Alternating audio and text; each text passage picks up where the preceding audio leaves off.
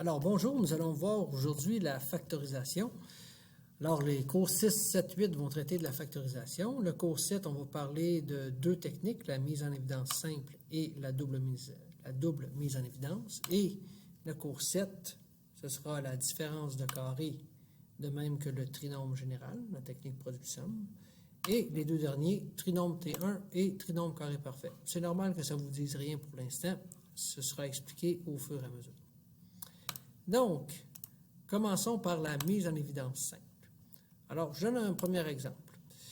Factorise. Bon, qu'est-ce que ça veut dire, factorise? C'est le contraire de la multiplication. Lorsqu'on multiplie deux parenthèses ou un binôme avec une parenthèse, ça donne une certaine réponse qui donne ceci. Et là, ce qu'on veut, c'est faire le contraire. Donc, si je demande de factoriser ça ici, la première étape, ça va être de trouver le plus grand facteur commun des deux termes que j'ai ici. Quel est le plus grand facteur commun dans 3x2 puis 9x, ou le plus grand diviseur, si vous voulez, c'est 3x.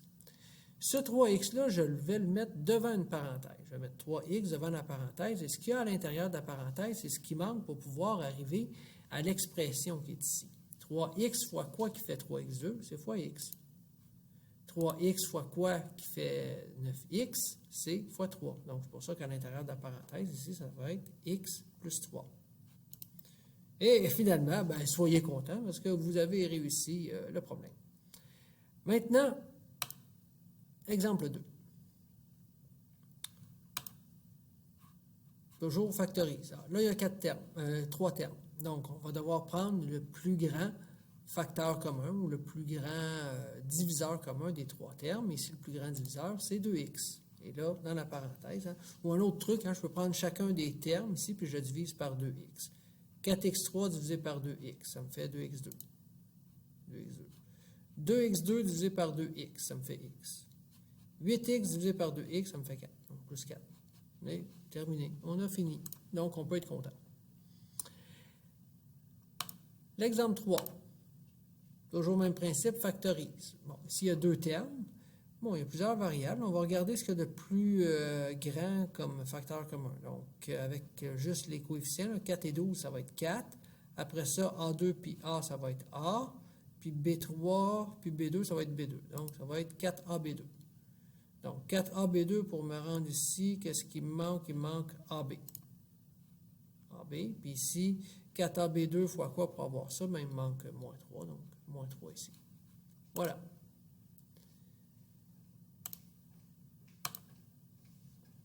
Un petit rapide. Le facteur commun ici, ce serait 3. Là, des fois, ça peut être mélangeant. 3 fois quoi qui va donner 6x, c'est 2x.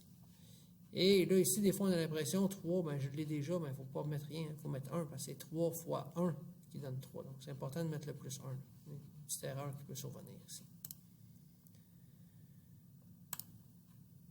Oh, attention, nous avons un exemple coquin. Factorise ceci. Bon, OK, facteur commun. Ouais.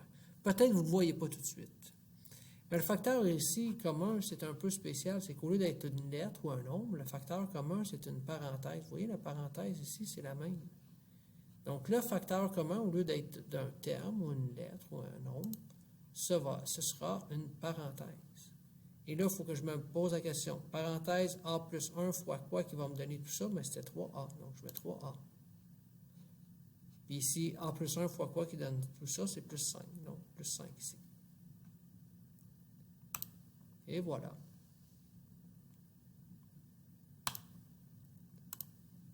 Un petit dernier.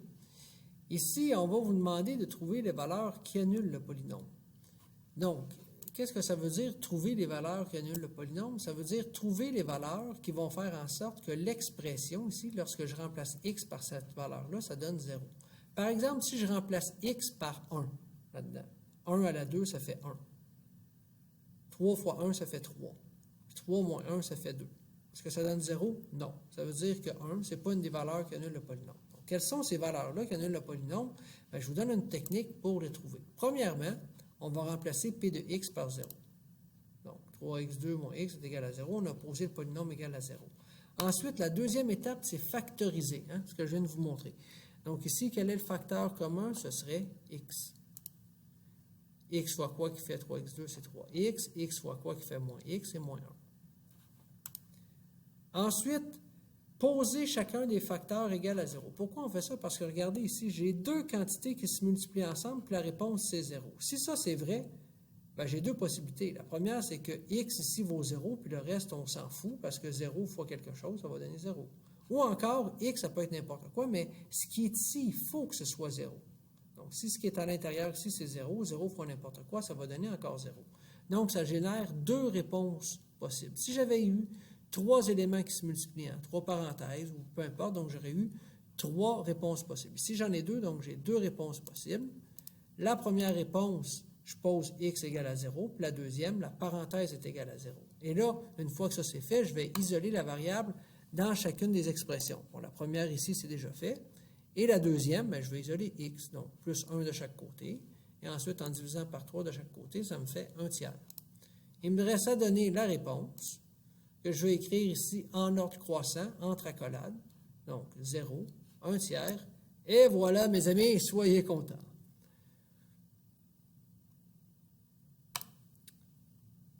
Toujours dans la mise en évidence simple, toujours trouver les valeurs qui annulent le polynôme. Donc ici, 4x2 moins 8x, donc je vais remplacer p de x par 0. Je trouve le facteur commun ici qui est 4x, parenthèse x moins 2. Deux possibilités, soit que 4x est égal à 0 ou x moins 2 est égal à 0. Donc ici, je vais diviser par 4 de chaque côté, ça va me donner 0. Puis ici, en faisant plus 2 de chaque côté, ça me donne 2. Donc, la réponse, 0 ou 2. Est-ce que 0 va toujours être une des valeurs? Non. Là, ça donne que c'est ça, mais tu sais, des fois, je pourrais avoir deux parenthèses, puis j'aurais deux valeurs qui seraient différentes, puis aucune des deux serait 0. C'est pas tout le temps 0. Les deux premiers exemples, c'était le cas, mais c'est pas tout le temps le cas. Maintenant, on va passer à la double mise en évidence. Okay? Une autre technique de factorisation-là, et cette technique-là est bonne lorsqu'on a 4 termes. 1, 2, 3, 4. C'est bon juste quand on a 4 termes, cette technique-là. Donc, quelles sont les étapes? Bien, pour y arriver, on va commencer par séparer les 4 termes en 2 paquets. Donc, petit paquet, petit paquet. Et là, chacun de ces petits paquets-là, on va les factoriser comme si c'était une mise en évidence simple. Donc, ici, le facteur commun, c'est quoi? 3b. Dans ma parenthèse, il me reste quoi? 2a plus 1. 2a fois 3b, ça donne ça. Puis 3b fois 1, ça fait 3b. OK. Ces deux-là, quel est le facteur commun? C'est 2. Plus 2 ou moins 2? Bon, plus 2. Donc, il faut que je l'écrive. Hein? Plus 2. Ça me prend un signe entre les deux. Plus 2, la parenthèse, 2a plus 1. Et là, l'astuce, regardez ici, ce que ça va créer, ça va faire en sorte que la parenthèse, ici, va être la même. Donc, ça va donner, comme un exemple du coquin que j'avais précédemment, hein, où le facteur commun, c'était une parenthèse. Donc, la double mise en évidence, là, ça va toujours faire en sorte qu'on va avoir deux parenthèses qui sont exactement les mêmes.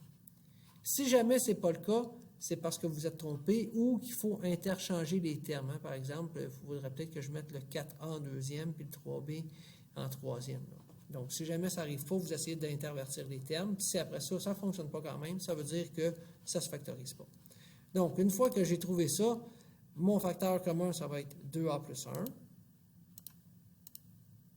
Et là, dans l'autre parenthèse, je vais mettre ce qui reste. 3B plus 2.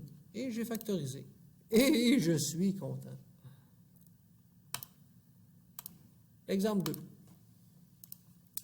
Factorise ceci. Donc là, vous voyez, j'ai 4 termes. Donc, je vais aller avec petit paquet, petit paquet. Donc, le premier terme, le facteur commun, c'est quoi? C'est 5. Il me reste 3xy plus 1. Puis ici, le facteur commun, il n'y en a pas. 1. Je vais prendre 1 comme facteur commun. Mais vous voyez, les deux parenthèses, ce n'est pas en toute la même parenthèse. Bon, ça veut dire que des fois, il faut choisir les bons paquets.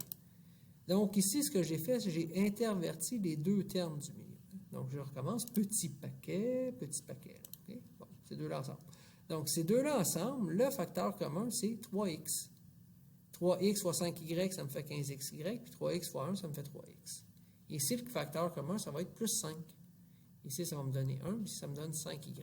Bon, 5y plus 1, puis 1 plus 5y, c'est-tu la même chose?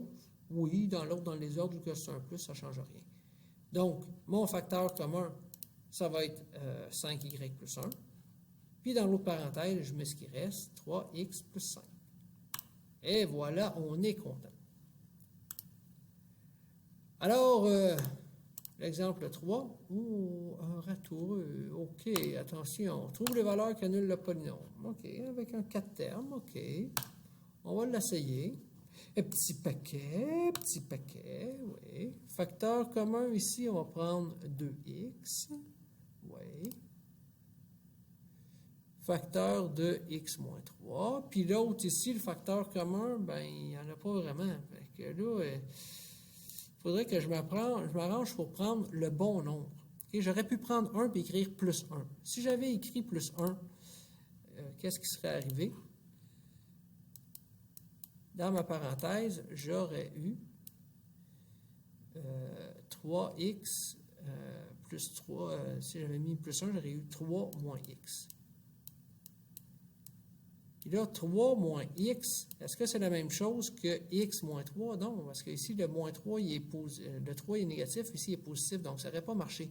Fait que dans ce temps-là, il faut être astucieux. Il faut dire, ben OK, le signe que je vais prendre ici, là, j'ai le choix entre prendre plus 1 ou moins 1. Bien ici, pour que ça fonctionne, il faut que je prenne moins 1.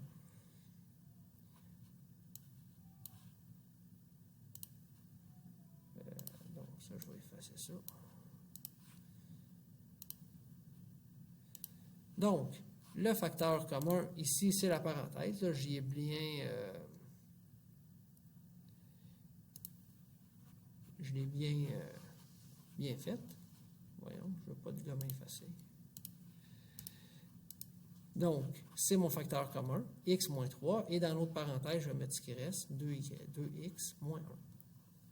Et là, ben là, je peux trouver mes deux réponses possibles. J'ai une première réponse. J'ai une première réponse ici, x moins 3, qui peut être égal à 0, ou encore, ben là, on trouve en isolant, on obtient que x peut être égal à 3, ou encore, l'autre réponse possible, 2x moins 1 est égal à 0, 2x est égal à 1, et en divisant par 2 de chaque côté, x est égal à 1/2. Donc, j'ai mes deux réponses, 1/2 et 3, et je suis content. Oui. Merci beaucoup, et à la prochaine.